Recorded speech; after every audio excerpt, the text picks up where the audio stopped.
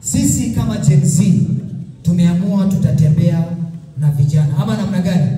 Na mtu ambaye tumeamua tunatembea naye ni Athanas. Sema kwa sauti bwana media eka on. Kumanya report Rosa Rabe na mpaka Nairobi. Tutatembea na nani? Athanas. Hebu waone kwa ishara mkono. Mheshimiwa angalia yule jengo mkono. Yule shida ya Athanas. Athanas. Athanas. Athanas.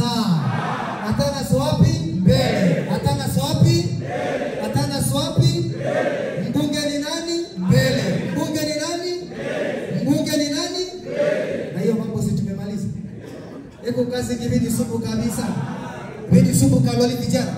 Nisho tukumada kasura venyo venyo nasura venyo na venyo vile dikabakura. Nisho tukumofuma mapema atakozera mteja leo bwana nataka niende nibone tu Athanas mbele. Kumbona ashi. Nako ubona kwa kaba pap after hapo zina customer wako sasa nikadi. Na bakuna disi Athanas. Na nabo mwakikishia. Yeah? Bas, umweleza kusunembo yake.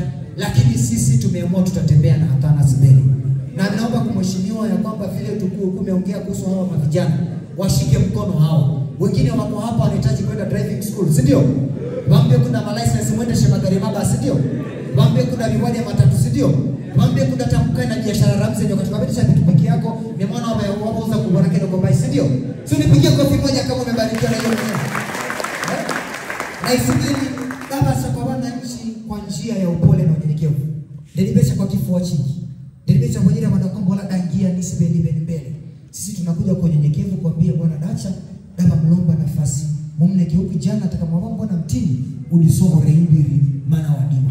Daba sasa kwa baba kemao na vijana tuambie tumekuja kwa unyenyekevu. Si kwa sababu sisi tunajua sana kuongea.